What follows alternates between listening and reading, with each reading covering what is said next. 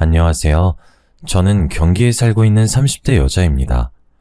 지금부터 제가 들려드릴 이야기는 파란만장하고 우여곡절 끝에 아이와 함께 오순도순 살고 있는 저의 실제 이야기입니다. 물론 지금은 모든 시련을 이겨내고 행복한 삶을 찾아 살고 있지만 그동안 어찌나 힘들었는지 벌써부터 눈시울이 시큰거립니다. 제 이야기가 어떻게 들리실지 모르겠지만 같이 공감하며 웃고 울고 나누고 싶어 용기를 내어 글을 쓰게 되었습니다. 저는 태어나자마자 부모에게 버려져서 고아원에서 성인이 될 때까지 지냈어요. 바람이 선선하게 부는 어느 가을날 고아원 문 앞에 덜렁 포대기에 쌓여 뉘어 있었다고 하더군요. 이름도 없이 생년월일만 적신 쪽지와 함께 발견된 저는 출생신고조차 제대로 되어 있지 않았다고 했습니다. 고아원 생활은 너무나도 힘들었어요.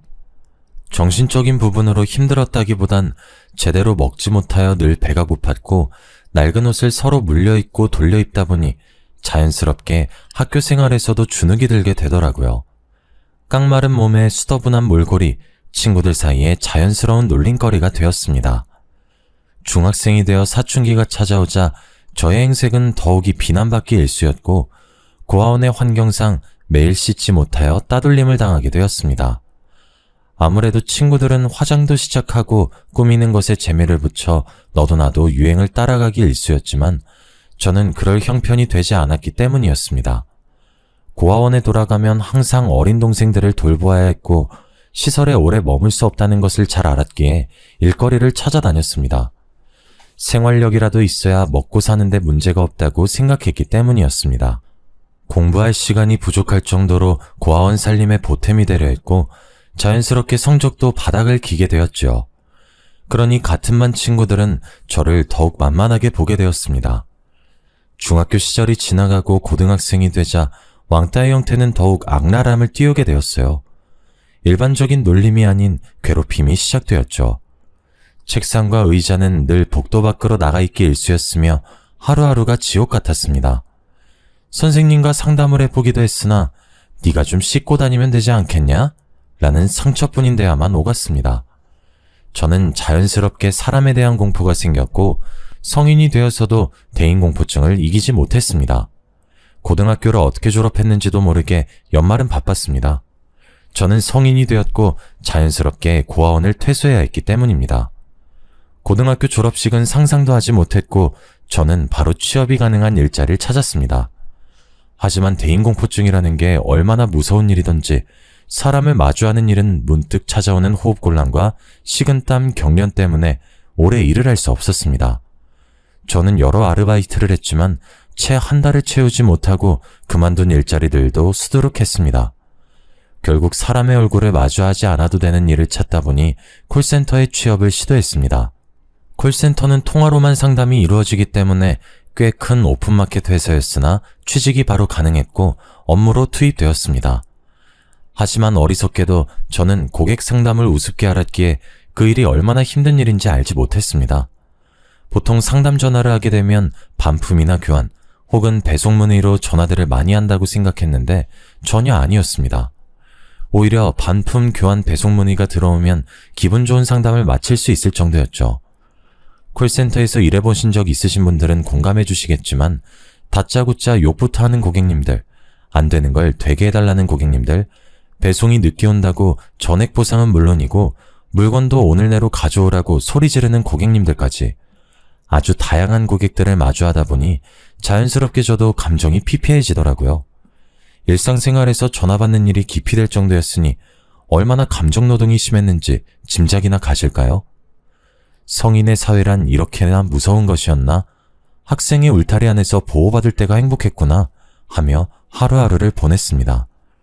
그러던 어느 날 엄청난 진상 고객을 만나게 되었습니다.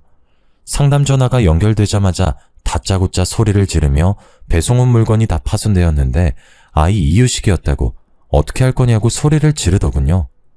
아이 이유식이라고 하시니 일단 죄송하다고 말씀드리고 이유식을 교환 처리하여 새 제품으로 다시 보내드리겠다고 했습니다. 그러자 고객님께서 지금 당장 상담 전화 받은 네가 가져오라고 소리를 지르며 너 때문에 우리 아이가 굶고 있다고 하시는 겁니다. 사실 배송은 배송팀에서 하는 업무이기 때문에 상담만 받는 저는 교환이나 환불 처리밖에 해드릴 수 없었거든요. 기계적인 답변이 오가자 고객님께서 기분이 나쁘다고 하시면서 배운 것 없이 멍청하게 살았으니 콜센터 직원이나 하고 있지 않냐면서 파손된 제품 때문에 더러워진 복도도 당장 와서 청소하고 가라고 하더군요. 저는 죄송하다고 빌었으나 고객님의 분노는 쉽게 가라앉지 않았고 결국 해당 전화는 상위 부서로 넘어가게 되었습니다. 저는 멘탈이 완전히 깨지고 얼굴을 본 적도 없는 사람에게 모욕적인 언사를 들었다는 충격에 다시금 호흡이 가빠져오고 머리가 어지러워 쓰러질 것 같은 기분이 들었습니다. 10분 쉬겠다고 말씀드리고 자리에서 일어나 건물 밖으로 나가려는데 머리가 핑 돌면서 무게중심이 쏠리더군요. 이대로 넘어지겠다 싶은 순간 저를 잡아준 한 사람이 있었습니다. 괜찮으세요? 정말 감사합니다. 하마터면 크게 다칠 뻔했네요. 괜찮아요. 저를 걱정스럽게 바라보는 눈빛에 슬쩍 볼이 붉어졌습니다. 어디 다친 것도 아니고 다치기 전에 붙잡아주기까지 했는데 처음 보는 사람이 이렇게 나의 안위를 걱정해주다니. 방금 전 통화에서 받은 상처가 조금 옅어지는 기분이 들었습니다. 마침 음료수가 하나 있다며 저에게 캔 음료 하나를 건네준 그 사람과 건물 앞에서 잠시 이야기를 나누었습니다. 기훈 씨는 옆 팀에서 근무하고 있는 상담원이라고 하였어요. 워낙 대인공포증이 심했던지라 다른 팀원들과 인사도 제대로 나누어 본 적 없었던 저는 기훈 씨를 처음 봤는데도 기훈 씨는 이미 저를 알고 있었다고 하더군요.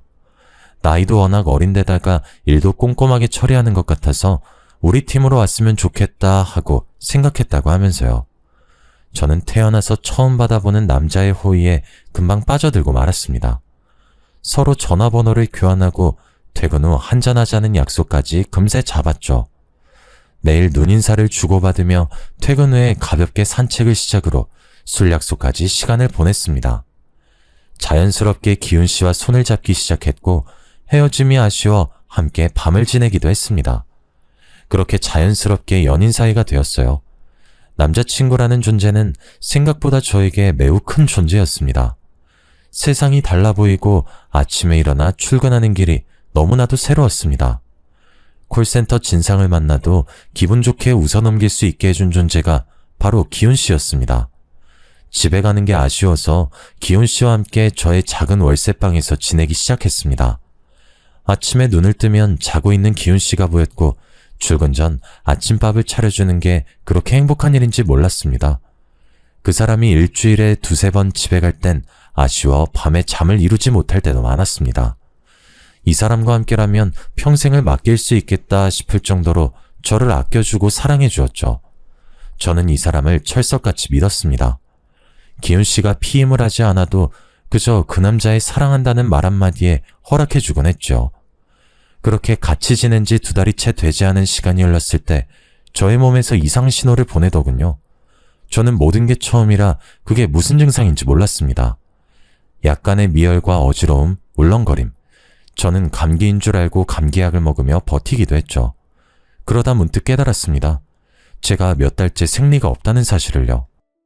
사춘기 시절 제대로 먹지 못한 탓에 생리불순이 조금 있긴 했지만 이렇게 3-4개월 동안 생리가 끊어진 적은 없었습니다. 그러고 보니 아랫배가 조금 튀어나온 것 같았고 배꼽 밑으로 길게 선이 올라오는 것이 보였습니다. 저는 놀라서 회사를 조퇴하고 회사 근처에 있는 가장 가까운 산부인과로 달려갔습니다. 임신 테스트기를 해보셨냐는 말에 아니요, 안 해봤는데 임신 같아서요 라고 말을 하고 초조하게 제 이름이 불려지길 기다렸습니다. 피를 뽑고 꽤 오랜 시간 기다리니 진료실에서 제 이름을 부르더군요. 의사 선생님께서 저를 빤히 쳐다보면서 말했습니다. 아직 나이도 어린데 결혼은 아직 안 했죠? 라고요. 저는 고개를 끄덕였습니다. 의사 선생님께서 작은 숨을 폭 뱉으시고는 계획이 있었던 임신이냐고 묻길래 저는 고개를 푹 숙였습니다. 왠지 축복받지 못한 생명을 품은 기분이 들었기 때문입니다. 저는 임신 5개월 후기에 접어든 중기 임산부였습니다. 정말 둔했던 탓에 그리고 워낙 말랐던 탓에 배가 나온 것도 두드러지지 않았고 병원에서도 아기가 주수에 비해 매우 작다고 했습니다. 이미 주수가 24주에 가까워지고 있어 중절 수술도 힘들다고 했습니다. 나이가 고작 20살밖에 되지 않았기 때문에 불법으로 시행하는 곳을 가면 수술을 할 수 있을지 모른다고 했지만 이 정도 주수가 되었으면 출산이나 다름없다고 했습니다. 아이 아빠는 알고 있느냐 물으시길래 고개를 절레절레 저었습니다. 일단 상의하고 오는 게 맞는 것 같다고 하시며 저에게 수술을 하려면 지방에 있는 병원을 찾아가야 된다고 하셨어요. 저는 일단 의사 선생님의 말씀대로 그날 저녁 기훈 씨가 집으로 돌아왔을 때 말을 했습니다. 기훈 씨, 나 할 말이 있는데 오늘 조퇴하고 병원에 갔다더니 몸은 괜찮아? 어디 아픈 거야? 쉬어야 하지 않겠어? 나 사실 임신했대요. 이거 우리 애기 초음파 사진이야. 벌써 23주나 됐다네? 임신을 했다고? 기훈 씨의 표정이 오묘하게 바뀌는 것을 보고 저는 일이 단단히 틀어졌다는 생각이 들었습니다. 사귀는 동안 단 한 번도 보지 못했던 화를 꾹 참는 듯한 차가운 얼굴을 보았거든요. 임신한 게 무슨 잘못인가 싶어 기훈 씨의 눈치를 봤지만 그 다음 그가 뱉은 말은 충격적이었습니다. 내 아이가 맞아? 확실해? 뭔가 착각한 거 아니야? 그게 무슨 소리야. 그럼 기훈 씨 말고 또 누가 있어요? 지금 나를 의심하는 거예요? 당연히 난 당신이 피임을 하고 있다고 생각했어. 피임을 안 한 건 나 혼자만이 아니라 기훈 씨도. 당연히 남자는 피임하는 게 번거롭지. 당신이 알아서 잘 챙겼어야 하는 부분 아니야? 그럼 우리 아이는 어떻게 하라는 소리예요? 지금 지우라는 뜻인 거야? 당연히 지워야지. 누구 발목을 잡으려고. 내가 당신이랑 결혼이라도 할 줄 알았어? 저는 정말 한 대 얻어맞은 듯한 충격이 휩싸였습니다. 물리적인 폭력만 없었지 이미 마음도 몸도 만신창이었죠. 그는 저에게 욕을 뱉기도 했고 식탁 의자를 발로 차기도 했습니다. 당장 지우러 가. 나 내년에 결혼할 여자 따로 있어. 다른 여자가 있다니 그건 또 무슨 소리예요? 나 지금 기훈 씨가 하는 말이 무슨 말인지 이해가 안 돼요. 설마 당신 바보야? 멍청한 당신은 그냥 심심풀이 땅콩이었단 소리야. 당신이 아이 지우지 않는다면 난 당신에게 돈 한 푼도 쥐어줄 수 없으니까 알아서 해. 그리고 두 번 다신 연락도 하지 말고. 진료 받는데 이미 주술에 넘겨서 애를 지울 수 없다고 했다고요. 그건 당신 사정이지. 출산을 해서 애를 버리든 아니면 어떻게든 낙태를 해. 회사도 그만둘 거니까 그런 줄 알아. 그렇게 문을 박차고 나간 기훈 씨는 정말 두 번 다신 그 문 안으로 들어오지 않았습니다. 저는 며칠 휴가를 내고 낙태를 할 수 있는 병원을 찾아다녔으나 이미 아이가 너무 커버렸고 낙태를 하기엔 위험이 크다고 거절만 당했지요. 며칠을 쉬고 돌아간 회사에 기훈 씨는 없었습니다. 전화도 받지 않더군요. 문자도 수백 통 남겨보고 전화도 걸어보았지만 일주일 후 그 번호는 없는 번호란 메시지가 뜰 뿐이었습니다.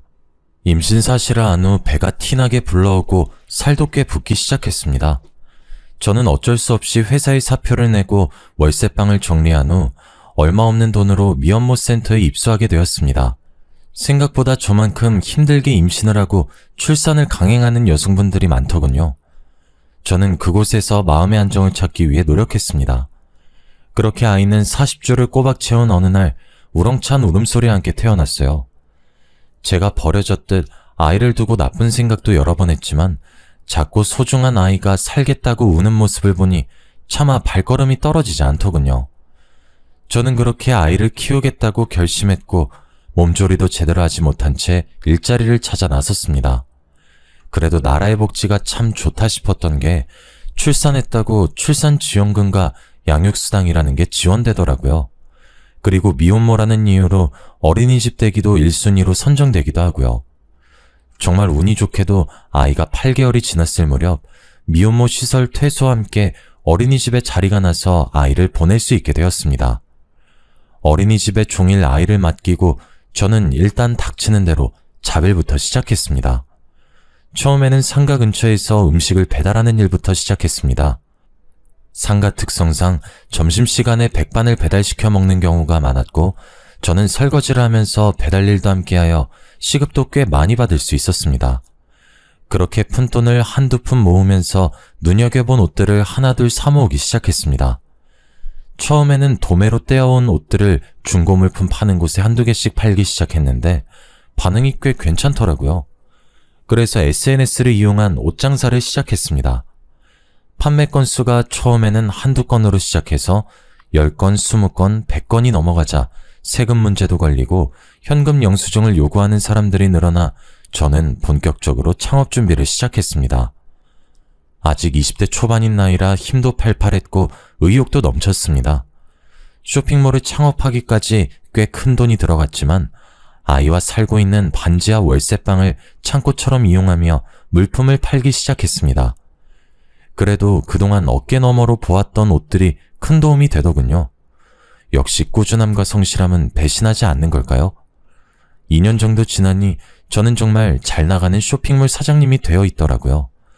반지하 월세방, 그 쿰쿰한 곳에서 옷을 쌓아두고 시작했던 저는 커다란 창으로 햇살이 비추는 아파트 고층으로 이사를 하였고 저희 사무실 또한 따로 크게 자리를 잡았습니다.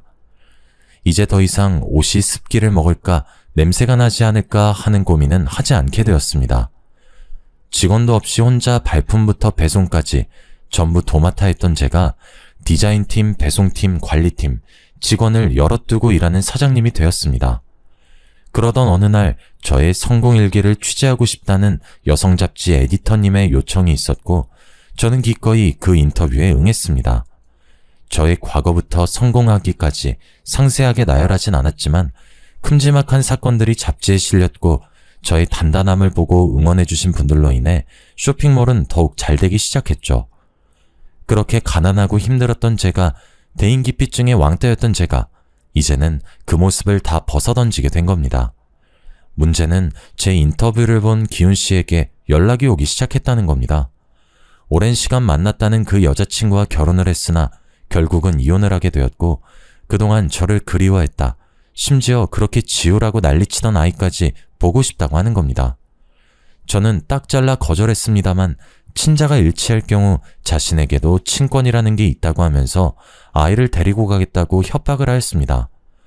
저는 친자 검사에 동의하지 않았지만 법적으로 제재할 수 있는 부분이 아니기에 어쩔 수 없이 친자 검사를 시행하게 되었고 아니나 다를까 기훈 씨의 친자 일치로 결과지를 받아보게 되었습니다. 기훈 씨는 더욱 비열하게 아이를 내놓아라, 여태 너랑 살았으니 이제 나랑 살아야겠다 하며 뻔뻔하게 양육비를 지급하라 하였습니다. 저는 기훈 씨 없이 아이를 낳고 몇 년 동안 혼자 전전긍긍하여 아이를 키웠는데 그간의 보상 하나 받지 못하고 친자가 일치한다는 이유로 이런 요구를 하는 것은 말도 안 된다 하였지만 기훈 씨는 콧방귀를 끼며 친권소송을 걸겠다고 하더군요. 어디 할 테면 해보라고 했습니다. 저는 당당했으니까요. 기훈 씨는 정말로 저에게 소송장을 보냈습니다. 어찌나 어이가 없던지 순식간에 멘탈이 바사삭 부스러지는 느낌이었습니다. 직원들을 퇴근시키고 샘플 원단을 보기 위해 거래처 사장님을 기다리면서 소장을 읽는데 그의 그 극악무도함에 치가 떨려 눈물이 주룩주룩 흐르더군요. 한참을 울고 있는데 헛기침하는 소리가 들리더군요. 거래처 사장님께서 제가 소장을 받고 울고 있는 걸 보고 계셨더라고요. 무슨 일 있으시냐고 물어보시는데 저도 모르게 오열하고 말았습니다. 제가 혼자 감당해내기엔 너무나도 큰일이었고 그럴 리 없겠지만 혹여라도 아이를 빼앗기면 저는 어떻게 살아야 하나 막막했기 때문입니다. 소장을 슬쩍 본 사장님께서 이런 일은 더 강단 있게 나가야 한다고 하시면서 잘하는 변호사가 있으니 도움을 좀 받아보는 게 어떻겠냐고 먼저 손을 내밀어 주셨습니다. 원단 샘플을 한가득 가지고 오셨지만 지금 이게 중요한 게 아니라고 하시며 제 손을 끌고 변호사님을 찾아갔습니다. 제 사정을 전부 들으신 변호사님은 이런 사건은 무조건 제가 이기게 되어 있다고 하시며 걱정하지 말라고 하셨습니다. 마음을 편안하게 먹고 협박받은 내용의 증거가 필요하니 문자나 통화 녹음이 있으면 전부 저장해두고 전달해달라고 하셨습니다. 법에 대한 지식이 방대한 사람이 직접 걱정 말라 위로를 해주니 더할 나위 없이 든든해지더군요. 저는 그 이후에 기훈 씨에게 온 모든 연락을 저장해두었고 그것을 모두 증거로 제출했습니다. 소송은 꽤 더디고 길어졌어요. 저는 몇 번이고 포기하고 싶었지만 그럴 때마다 거래처 사장님께서 용기를 주셨습니다.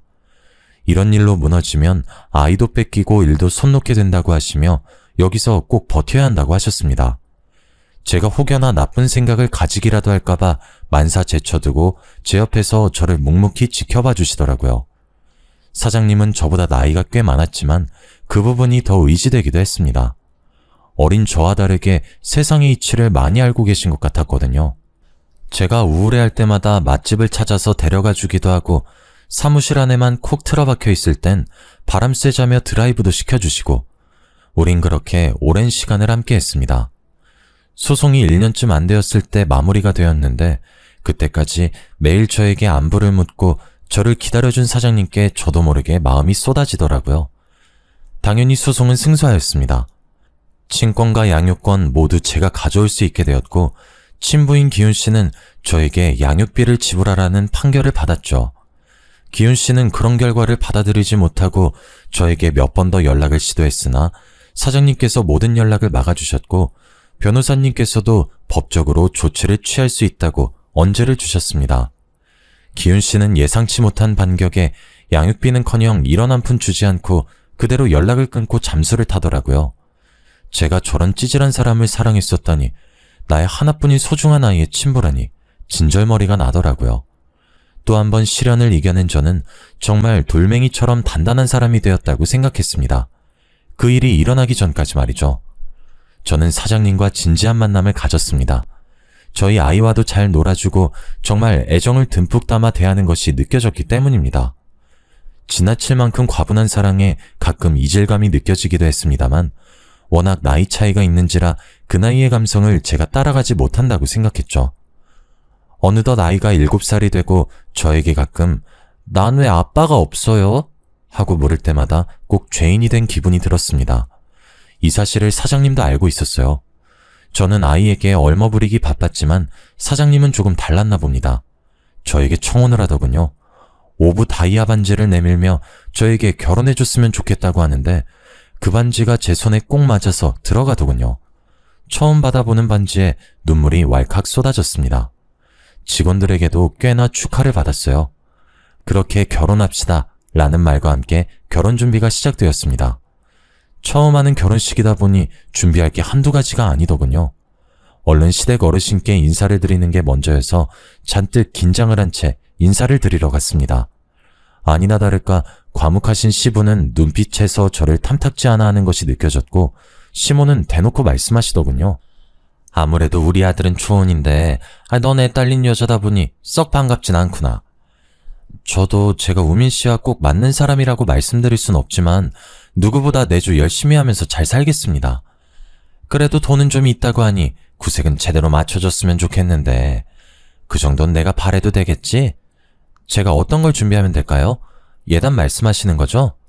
네가 고하다 보니까 아는 게 없을 것 같아서 내가 미리 준비해놨다. 지민아, 그 목록 적은 종이 좀 들고 오렴. 그래, 예비올게. 이건 엄마가 적은 목록이고 내가 원하는 건 따로 톡으로 보내놓을게. 시댁의 말투나 행동에 너무나도 상처를 받았지만 제가 미혼모의 입장으로 살아왔던지라 대꾸할 말이 없더군요. 처음부터 이런 상황을 인지하지 못했던 부분도 아니었기에 꾹 참고 넘어갔습니다. 시댁에서 받아온 예단 목록을 집에 와서 펼쳐보니 가관이었습니다. 각종 브랜드의 TV, 냉장고, 김치냉장고 물론이며 소파에 침대에 홈시어터, 시부의 골프채 목록까지 다양하게 적혀있더라고요. 시모의 명품 가방, 모피까지 적혀있는 목록만 다 합쳐도 수천을 쏟아부어야 가능하겠더라고요. 우민 씨를 붙잡고 이 목록은 과하다, 여기서 정말 필요한 것 몇 가지만 체크해달라 요구했지만 우민 씨도 남처하단 입장이었습니다. 네가 어리긴 하지만 그래도 아이도 있고 돈도 있고 하니까 이번만큼은 우리 부모님 욕을 따라줄 순 없을까? 이건 너무 과해요, 사장님. 사장님께서 지난번에 TV도 새로 샀다고 안 하셨어요? 그땐 55인치 TV를 샀는데 우리 부모님께서 큰 TV를 원하시나 봐. 75인치 정도면 적당할 것 같아. 있는 살림이 있는데 이 모든 걸 새로 산다니 좀 부담되긴 하네요. 지금 우리 집에 있는 걸 가져오면 되지. 부모님 댁에 새 거 해드리고. 우리 신혼집에 시댁 물건을 갖다 놓자고요? 예단을 줄이고 우리 집에 새 거를 둬야 맞지 않을까요? 어차피 신혼집도 지금 네 집에서 시작할 건데 굳이 우리가 뭘 살 게 있을까? 나 몸만 가면 되잖아. 저는 정말 뭐가 맞는 건지 헷갈리기 시작했습니다. 무난한 결혼 생활을 하려면 부모님께 맞춰야 된다는 말에 수긍이 되지 않았어요. 그동안 혼자 고생하며 이뤄낸 모든 것들이 쉽게 빼앗긴 기분도 들었고요. 하지만 사장님의 입장도 있고 저에게 하자 있는 사람이라 이 정도는 충분히 해줘야 한다는 시부모님의 말씀에 저도 모르게 가스라이팅이 되었나 봅니다. 결국 어리석은 저는 그 모든 예단을 들어드리기로 결심했어요. 하지만 예단 목록은 거기서 그치지 않았습니다. 제가 예단을 모두 해드리겠다고 말씀드린 날 신우이에게 톡이 도착했어요. 옳게, 내가 그때 말했던 필요한 목록 보내놓을게. 명품 가방 2개, 명품 구두 3개, 명품 브랜드 정장 2벌, 원피스 1벌, 코트 1벌. 그리고 나 돈이 좀 필요해서 그러니까 1000만 원만 줘. 내가 지금 취업을 좀 해야 할 것 같은데 올케 쇼핑몰 엄청 크더라? 거기에다 한 자리 꽂아주면 좋겠는데. 뭐 일거리 최대한 없는 쪽으로, 월급은 두둑하게. 알지? 원래 가족들은 다 그렇게 꽂아주고 하는 거야. 기다릴게. 저는 톡을 받고 경악을 금치 못했습니다. 명품 가방, 구두, 의류에 현금 1000만 원이라니. 저도 손이 떨려 사지 못한 것들입니다. 너무나도 당당하게 요구하기에 저도 당연하게 거절하였습니다. 지금 말씀하신 부분은 너무 과한 것 같아요. 이미 어머님 예단 목록으로도 충분하다고 생각됩니다. 말씀하신 명품 가방이나 의류들은 저도 비싸서 구매하지 못한 것들이에요. 그리고 쇼핑몰 일자리는 제가 생각해 보겠습니다. 일거리 최대한 없는 자리는 없지만 노력해 볼게요. 어머, 올케? 올케 내가 무섭지도 않은가 봐? 내가 여기서 어깃장 놓으면 결혼 무르게 될걸? 내가 억 단위를 요구한 것도 아니고 고작 1000만 원의 가방 옷 몇 개잖아. 그거 다 해야 3000만 원도 안 될 건데. 올케네 쇼핑몰 그 정도는 벌지 않아? 잡지엔 뭐 매출이 몇십억대라고 하던데. 매출이라는 건 순이익을 말하는 게 아니라서요. 직원들 월급에 상품 사입에 관리까지 하려면 남는 게 많진 않아요. 그건 내가 알 바 아니니까 내 말 무시하지 말고 꼭 준비해줬으면 좋겠어. 백화점 갈 때 같이 가고. 답장 안 할게. 저도 모르게 한숨을 푹 쉬었습니다. 직원들 중 하나가 사장님 프로포즈 받고 얼굴에 수심이 깊어지는 것 같다고 하며 걱정까지 하더군요. 직원들의 사기를 꺾는 것 같아 오히려 미안한 마음이 들었습니다. 다 같이 잘해보자 커피 한 잔씩 돌리고 걱정하지 말라고 당부하며 우민 씨에게 전화를 걸었습니다. 우민 씨, 신우이한테 연락이 왔는데 나한테 명품 브랜드 가방이랑 옷 몇 개, 그리고 현금으로 1000만 원을 달라고 하더라고요. 얘기 들었어. 일단 내가 지금 좀 바쁘니까 나중에 연락할게. 우민 씨는 예단 목록에 대한 이야기가 나오면 자리를 피하기 일쑤였습니다. 아무래도 가운데서 이러지도 못하고 저러지도 못해 답답하겠죠. 저는 오히려 저런 우유부단한 사람을 더 믿고 의지해야 하나 싶기도 했습니다. 하지만 그 사랑이 뭔지, 저에게 보여주었던 헌신적인 모습을 앞으로도 기대하며 그의 불편함을 위해서라도 예단 목록을 모조리 다 맞춰가야겠다는 결심을 하게 되었습니다. 식장 예약을 마치고 예약금을 걸고 스튜디오 촬영과 드레스 업체를 고른 뒤 시모의 손에 이끌려 예단 품목을 결정하러 백화점에 갔습니다. 항상 최고급만 써왔다고 하시며 각종 브랜드 상품 중에서도 가장 비싸고 가장 잘 나가는 모델들로만 쏙쏙 골라 계약을 하는 모습을 보니 약간 씁쓸함이 남았지만 그래도 하나하나 결제할 때마다 즐거워하시는 걸 보니 또 한편으로는 잘했다 싶기도 했습니다. 진즉 기쁜 마음으로 돈 좀 쓸 걸 괜히 내키지 않아 하다가 우미 씨까지 스트레스 받게 한 것 같아 미안한 마음도 들었습니다. 현재 짐이 있으니 결혼식 끝나고 신혼집에 시댁 물건들 옮기고 시댁으로 새 가구 가전을 배송받기로 예약까지 다 걸어뒀습니다. 신우이는 백화점 갈 때 자기 물건도 같이 샀으면 얼마나 좋았겠냐고 투정 부렸지만 시댁 예단 물품으로도 너무 힘들었기에 다음을 기약하였습니다.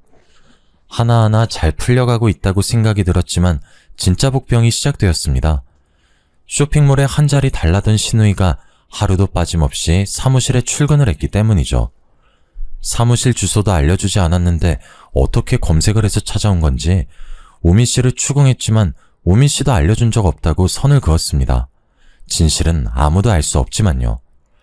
제가 외근을 나가는 동안에도 사무실에 죽치고 앉아서 허구한 날 통화에 직원들에게 사사건건 시비를 걸어댔습니다. 하루는 일하고 있는 디자인팀 직원에게 커피 심부름을 시키질 않나, 또 하루는 창고 재고 관리를 하는 직원에게 창고에 먼지가 많다며 청소는 언제 하는 거냐고, 먼지가 많으면 목이 아프니까 빨리 청소하라고 되도 않는 갑질을 하고 있더라고요. 참다 신우이에게 말도 해봤지만 올케가 물으니까 아랫사람들이 일을 제대로 하지 않은 거야. 라며 오히려 저를 나무랐습니다. 백날 말해봐야 속이에 경일기다 싶어 저도 좋은 게 좋은 거라고 직원들을 다독여가며 조금만 참아달라고 했습니다. 어느 때와 다름없이 공장의 샘플을 확인하러 다녀오니 왼수 같은 시누이가 어딜 갔는지 보이질 않더라고요. 이제야 숨 좀 돌리겠다 싶어 직원들과 마무리 작업을 하고 샘플을 확인하고 있는데 직원들 얼굴이 영 좋지 않더군요. 무슨 일 있냐고 물어봐도 대답이 없고 재고관리팀 직원 하나는 그만두고 싶다는 의사를 전해왔습니다. 초창기부터 오랜 시간 함께했던 직원들이라 마음이 좋지 않아 사정이 있으면 잠시 휴가를 주겠다고 했으나 더 이상 이곳에서 일하기 힘들다고 눈시울을 붉히더라고요. 알고 보니 시누이가 제가 없는 사이 직원들을 또 잡돌이 했더라고요. 내가 내일 지민 씨에게 잘 말해볼게. 여기서 그만두면 내가 너무 서운할 것 같아. 사장님, 저 정말 못 버티겠어요. 아까도 사진 보정하고 있는데 와서는 저 모델이 시원치 않다면서 자기가 모델하면 어떻겠냐고. 시누이가 나이가 몇인데 그런 소리를 했단 말이야? 네, 그러면서 요즘 다 포토샵으로 만지는 거 아니냐고, 자기가 하면 더 잘할 수 있다고 사장님한테 이야기를 해달라고 어찌나 조르던지. 내가 잘 말할게. 더 이상 사무실 오지 말라고도 할게. 응? 조금만 기다려줘. 이미 여기서 월급 받고 일하는 거라면서 자기한테 대들지 말라고 이제 사장 가족이라고 그러던걸요? 저 못하겠어요, 정말. 저는 정말 머리가 지끈 아팠습니다. 어떻게 일궈낸 회사인데 사이 좋았던 직원들까지도 괴롭다고 할 정도니 우민 씨의 자상함만 아니었어도 집안만 봐서는 언제라도 파혼하고 싶은 심정이었습니다. 퇴근 시간이 다가와서 직원들을 보내고 사무실에 혼자 앉아 장부를 보고 있는데 장부 내용이 약간 이상했습니다. 급히 퇴근길에 나선 격리 직원을 불렀습니다. 다행히 아직 회사 근처라고 돌아오겠다고 했어요. 분명 지난달에 외근비랑 부자재 값이 이게 아니었던 것 같은데 장부 엑셀 파일 좀 볼 수 있어? 사장님, 그거 사실은... 왜? 내가 모르는 뭐가 있어? 이거 지금 횡령이야. 알지? 내가 자기 얼마나 믿는지. 내가 장부 기입은 다 자기한테 맡겼었잖아. 저도 잘 알죠. 그런데 제가 수정한 게 아니에요. 사업자 통장도 확인해보니까 일적 금액만큼 인출되어 있던데 어떻게 된 거야? 자기 무슨 일 있어? 일은 제가 있는 게 아니라 그게... 그냥 속 시원하게 말해봐. 우리 둘밖에 없잖아. 그거 사장님 시누이분이 한 짓이에요. 격리 직원의 말은 그랬습니다. 제가 신상품 준비를 위해 요즘 들어 외근이 잦았던 건 사실입니다. 제가 자리를 비운 사이 직원들에게 갑질을 했고 하다못해 격리 직원의 컴퓨터에 앉아 엑셀 파일을 열어보고 있더랍니다. 커피를 사러 잠시 외출한 사이 일어난 일이라 수기장부와 함께 정리를 해보니 금액이 몇십만 원 비어있기에 장부를 왜 수정했냐고 하니 본인이 어차피 다 쓸 돈이라고 돈 받기로 했다면서 사장한테 물어보라고 오히려 큰 소리를 치더랍니다. 그러면서 중간에 오해가 생겨 사장이 파혼이라도 하면 다 네 탓이라고 소리를 지르고 조용히 넘어가길 원하면 앞으로 종종 수정해달라고 했답니다. 그렇게 중간에서 횡령한 돈이 700만 원을 넘기고 있었더라고요. 물론 중간중간 통장 확인과 장부 확인을 하지 않은 저도 문제라면 문제지만 항상 오차 없이 일처리를 했던 격리 직원을 믿고 있었고 시누이가 감히 사업자 통장까지 손댈 거라고는 생각도 못했었기 때문에 몰랐던 겁니다. 혹시라도 제가 파혼이라도 당할까 격리 직원은 속을 끙끙 앓았더군요. 제가 너무 화가 나서 몸을 부르르 떨자 직원이 입을 열었습니다. 사장님, 결혼 꼭 하셔야겠죠? 왜? 이거 말고 다른 일이 있어? 저 정말 한치의 거짓도 없이 사장님께 그대로 사실만 전하는 거예요. 저 의심하지 마세요. 왜 그래? 무슨 일인데? 사실 요즘 사장님 외근 나가실 때마다 그 시누이 분께서 회의실에서 자꾸 전화를 하시더라고요. 누군진 모르겠지만 친구 같기도 하고. 근데 통화 내용이 사장님도 아셔야 할 것 같아서요. 제가 엿들으려고 들은 건 아니었는데요. 뭔데 그래? 그분 말대로라면 남동생이 정말 제대로 호구 하나 물어왔다고 쇼핑몰 명의도 곧 자기 명의로 바꿀 거라고 하시면서 굳이 필요도 없는 가전제품이며 가구며 집 인테리어까지 싹 바꿀 거라고 하셨어요. 아니 정말이야? 그동안 내가 어떻게 해줬는데 이런 식으로... 그리고 어차피 가족으로 생각도 안 하는 버러지라면서 고아 출신이라 가족이라는 이름만 붙으면 다 진짠 줄 안다고 막말하더라고요. 조만간 건물도 하나 사달라고 해서 카페도 차릴 예정이니까 카페 차리면 와서 알바 좀 하라고. 심지어 사장님이 월급도 다 내줄 거라고 하면서 말하셨어요. 아니 잠깐만, 나 머리가 너무 아파서. 사장님, 제가 정말 오랜 시간 사장님과 함께 했고 친언니 같아서 하는 말이에요. 정말 저 집안 사람들 순 사기꾼 같아요. 제발 파혼하셔요. 지금 나한테 한 말 전부 다 사실이고 혹시라도 싸움이라도 생기면 증언해줄 수 있어? 당연하죠. 제가 혹시 몰라서 회의실 CCTV도 저장해뒀어요. 소리가 워낙 작게 녹음되긴 했지만 무슨 말인지는 알아들을 수 있어요. 정말 너무 고맙다. 이 은혜를 내가 어떻게 갚아야 할지. 사장님만 행복하시면 돼요.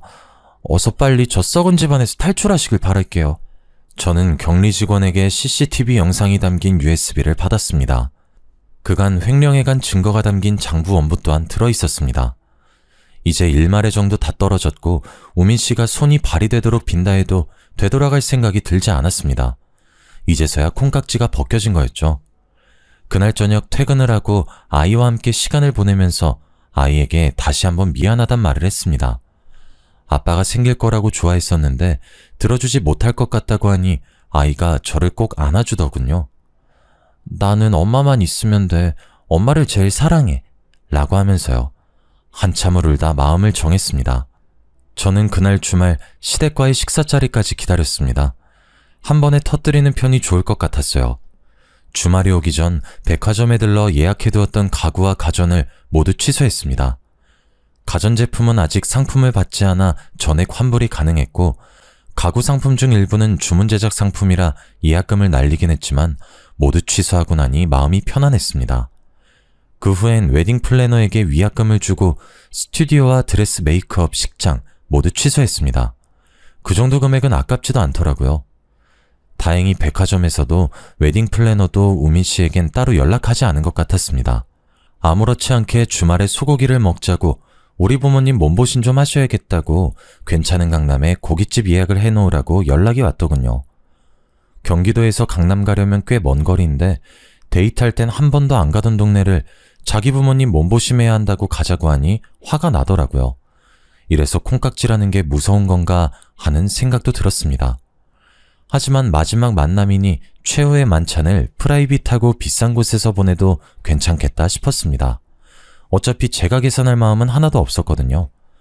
주말 저녁에 시부모와 시누이, 우민씨, 그리고 저 이렇게 5명이 만나 식사를 했습니다.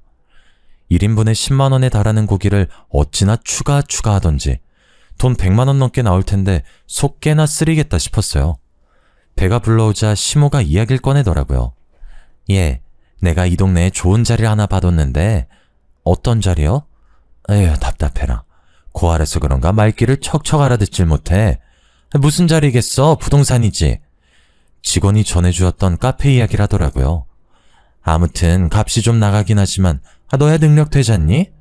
우리도 노후 좀 즐기고 싶고 우리 명의로 카페 내서 직원 쓰면서 관리나 하고 싶어서 말이야. 그래서요? 뭐가 그래서요야? 네가 돈 좀 내라 이거지. 보증금 2억에 인테리어까지 하고 다달이 나갈 월세, 관리비, 직원 월급 그것 좀 마련해놔. 저는 더 이상 참을 수 없었습니다. 얼굴에 물이라도 끼얹고 싶었지만 그건 꾹 참았어요. 티끌 하나 잡음 없이 깔끔하게 처리하고 싶었습니다. 전 더 이상 못하겠네요. 우민 씨랑도 결혼하지 않겠습니다. 제가 저 말을 했을 때 그 가족들의 표정을 사진으로 어찌나 남기고 싶던지 다들 벙찐 얼굴로 저에게 모든 시선이 꽂히더군요. 저는 눈도 마주치지 않은 채 식사 자리를 정리했습니다. 제가 준비했던 예단들은 당연히 이미 취소했고요. 결혼 준비했던 모든 것들 위약금 물고 해지했습니다. 웨딩 플래너에게 연락하셔도 좋아요. 당신 나랑 한마디 상의도 없이 이게 무슨 짓이야? 내가 이래서 못 배운 애들이랑은 상종하는 거 아니라고 했잖아. 그깟 돈 좀 번다고 유세 떠는 거야? 네가 뭐가 잘나서 파혼이야? 그 입 다무시죠? 지민씨, 그동안 저희 회사 공금 횡령한 증거 다 가지고 있습니다. 제가 이걸로 소송이라도 걸면 어떻게 배상하시려고요? 뭐라고? 그동안 알차게도 조작하셨던데 저희 유능한 직원이 이중장부로 관리해두고 있어서요. 회의실에서 통한 CCTV 내용도 가지고 있습니다. 야, 너 그거 불법 촬영 아니야? 아무 말이나 막 하지 마시고요. 호구를 물어왔다고요? 쇼핑몰 명의도 바꾸고 카페도 차릴 거라고요? 누구 마음대로요? 시모의 날카로운 시선이 신우이를 향해 가자 신우이가 이를 그르쳤다는 생각이 들었는지 눈꼬리를 확 내리더군요. 그거야 그냥 가족 되는 거니까 그렇게 하면 어떨까 싶어서 한 말이지. 친구랑 통화하면서 뭐 내 생각도 말 못해? 그게 생각만으로 끝나지 않으니까 문제죠. 제가 미혼모라 하자 있다고 고알아서 배운 게 없다고 하셨죠 그동안? 그걸 뭐 또 그렇게 마음에 담아두고 그래? 그냥 주책 맞게 한 소리지.